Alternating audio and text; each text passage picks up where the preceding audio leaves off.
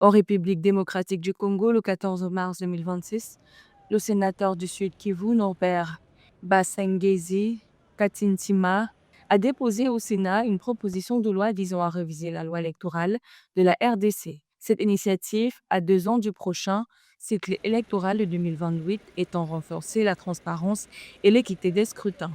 Parmi les mesures clés, l'unicité des candidatures. Un candidat ne peut se présenter à plusieurs élections au même cycle et à la mise en disponibilité ou démission obligatoire des fonctionnaires et agents des institutions publiques pour garantir l'égalité entre candidats.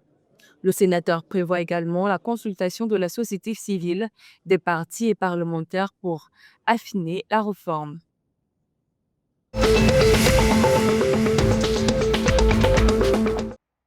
Au Gabon, le commerce structuré a chuté de 2,3% au troisième trimestre 2025, après un rebond lié à la campagne présidentielle.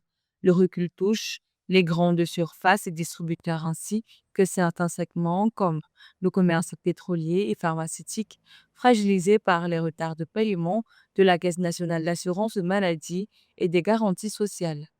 Sur 9 mois, l'activité reste toutefois en progression de 4%, soutenue par la demande énergétique.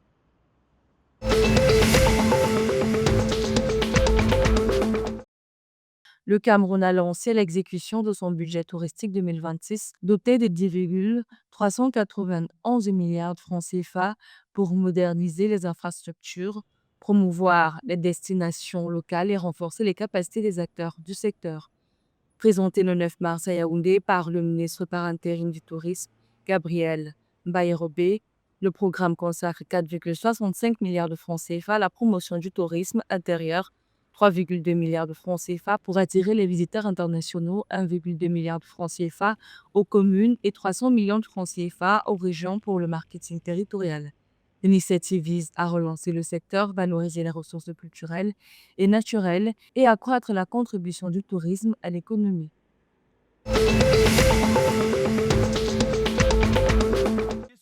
Le 18 et 19 mars 2026, la République démocratique du Congo et la Chine vont organiser un forum média à Kinshasa, capitale de la RD Congo. Ces assises de 2 jours, prévues les 18 et 19 mars 2026, réuniront environ 100 participants, dont des journalistes, experts et représentants d'entreprises et des 2 pays.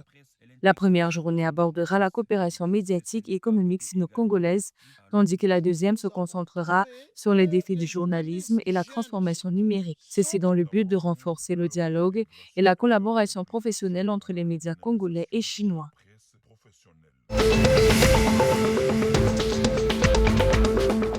Le vice-président de la République de la Guinée équatoriale, Nguema Obiang Mangué, a supervisé le 10 mars 2026 le processus de sélection du futur entraîneur d'une langue nationale. Sur 19 candidatures, 7 ont été retenues et 2 sont en discussion pour la nomination finale. Le contrat du sélectionneur actuel, Joan Micha, sera respecté et la possibilité de promouvoir un entraîneur national est à l'étude.